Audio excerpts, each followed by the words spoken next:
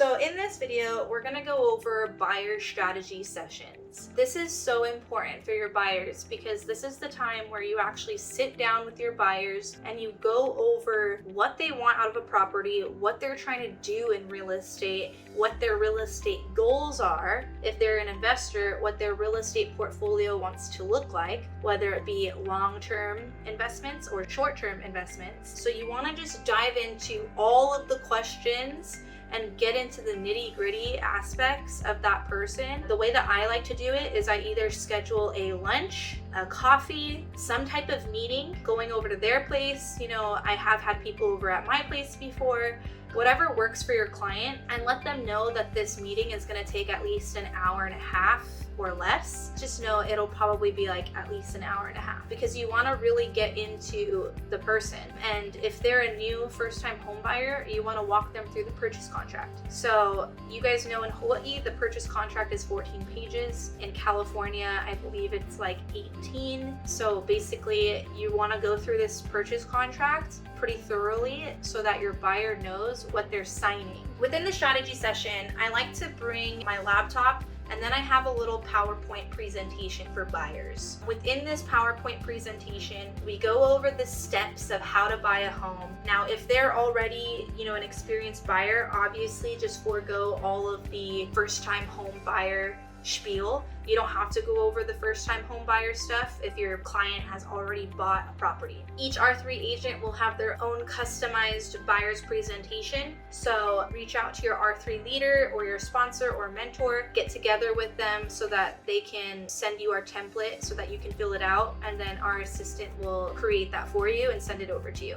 So within this PowerPoint presentation, you're gonna talk about who you are, which they should have already found that out from your follow-up email after your buyer intro call. But it's just like a couple little bullet points about your stats. You don't have to go over this in full detail if they've already viewed the video. If they didn't view the video, then obviously go over that. You're gonna go over who your team is, what we provide as a team. On R3 Real Estate Group, it's an amazing concept or idea for our clients that we are a team. So if your lead agent is ever not available, then obviously the junior agents or somebody on the team will be available to tour with your client. So that's a huge advantage to our buyers because they can get into properties before other buyers. So that makes it more competitive for them. Within this strategy session, you're going to want to go over all of your buyers' finances. When I discuss finances, I always like to, and you should have actually already got this on the buyer intro call, but if you didn't, and you start off with a strategy session, because sometimes that does happen, people just book me for a strategy session before we even get the intro call. You want to ask your buyer, okay, Mr. Buyer, are you going to be buying cash or will we be financing? If we're financing, do you need a list of lenders or are you already working for one? That's a very important question, guys, because you should never be touring people that are not pre-approved to tour those properties. I never want you guys to be going on showings with people who are not qualified to even buy that place. You are a professional and you guys need to treat yourselves like professionals. Everybody needs to understand that if you're not qualified to buy a home, then we can't show you that home, especially because emotions get involved and you don't want people to get all excited and then they can't buy that home. So within strategy session, talk about financing.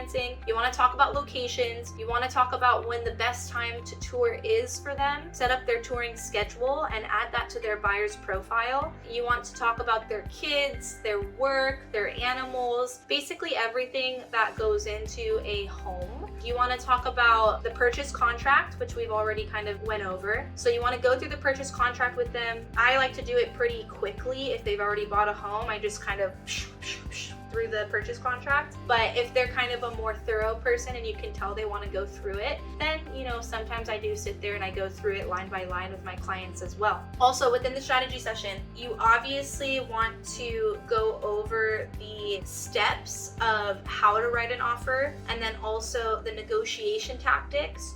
So how you can remove some contingencies, how you can make your offer more competitive. And then you also want to include the process of from the offer submitted to the offer accepted, and then escrow, what that looks like, to signing day, and then closing, and then funding, and then receiving your keys. You kind of want to outline that whole thing. R3 Real Estate Group is working on templates to kind of bring with you guys or add it to your slide so that way buyers can see what the whole process is like, kind of get a rough timeline. And then also within your buyer strategy session, you want to let them know that you do work for a team so they can tour homes first.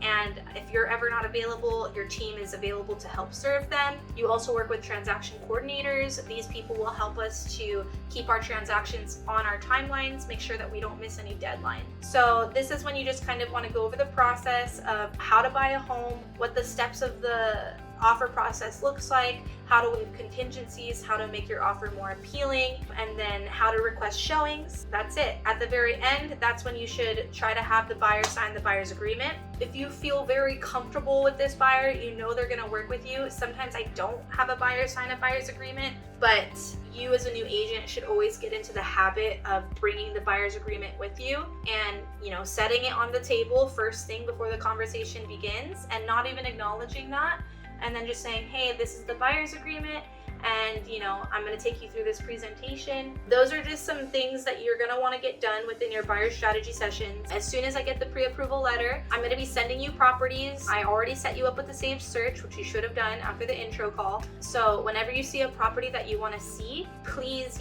text me, email me the address of the property and the time you want to see them, and then I'll schedule it with somebody on the team, or if I'm available, of course, I will be taking you. So after you get through everything about this person, what they're trying to buy, what they're trying to do, write all your notes down, add this to their buyer profile. That's when you get to the fun part and you get to go shopping. Sometimes, and this is 50-50 when I do this, if I feel like this person might be a person that might interview other agents or is working with other agents, then I do ask them to sign a buyer's agreement. Like I said, we are professionals, so I would like everybody to try to have your buyer sign a buyer's agreement. That agreement basically just states that you are working for the buyer and the buyer is your client. That way, there's no confusion as to who writes the offer and what that process looks like. Once again, I'm a huge advocate for role playing, so any mentee or any sponsee that has not role played a buyer strategy session, please get with one of the R3 leaders and schedule a role play session for the buyer strategy session.